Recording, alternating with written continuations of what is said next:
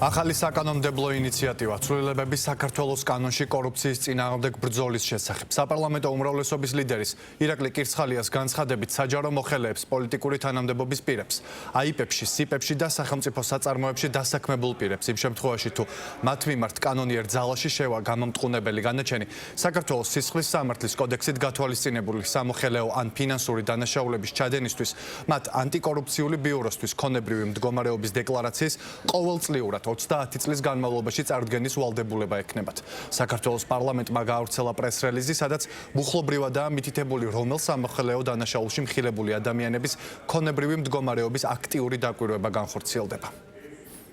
საქართველოს პრემიერ-მინისტრის გაცხადებულ კურსს, რომელიც კორუფციის წინააღმდეგ უკომპრომისო ბრძოლას უკავშირდება, საქართველოს პარლამენტი სრულად იზიარებს და მხარს უჭერს. ბუნებრივია, ამ პროცესში განსაკუთრებულია სახელმწიფო უსაფრთხოების სამსახურის როლი, რომლის ერთ-ერთ ძირითად პრიორიტეტს სწორედ სამოხელეო დანაშაულის საჯარო სამსახურში ინტერესთა შეუთავსებლობისა და კორუფციის ფაქტების, მათ შორის ელიტური კორუფციის პრევენცია, გამოვლენა და აღკვეთა წარმოადგენს. უკანასკნელ პერიოდში სახელმწიფო უსაფრთხოების სამსახურის მიერ კორუფციის წინააღმდეგ ბრძოლის მიმართულებით განხორციელებული ეფექტიანი ღონისძიებები და გამოვლენილი დანაშაულებები კიდევ ერთი დასტურია, რომ სახელმწიფო მსგავსი ტიპის დანაშაულის მიმართ უკომპრომისო და შეურიგებელია. საკანონმდებლო ცვლილებების თანახმად ანტიკორუფციული ბიუროსათვის ქონებრივი მდგომარეობის დეკლარაციის ყოველწლიურად 30 წლის განმავლობაში წარდგენის ვალდებულება ექნებათ საჯარო მოხელეებს, პოლიტიკური თანამდებობის პირებს, აიპებში, სიპებში და სახელმწიფო საწარმოებში დასაქმებულ პირებს. იმ შემთხვევაში,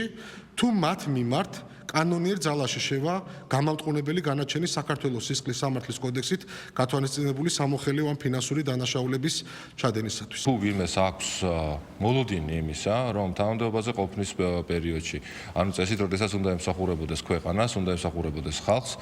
ხალხის ფულით შეეცდება, რომ თავისი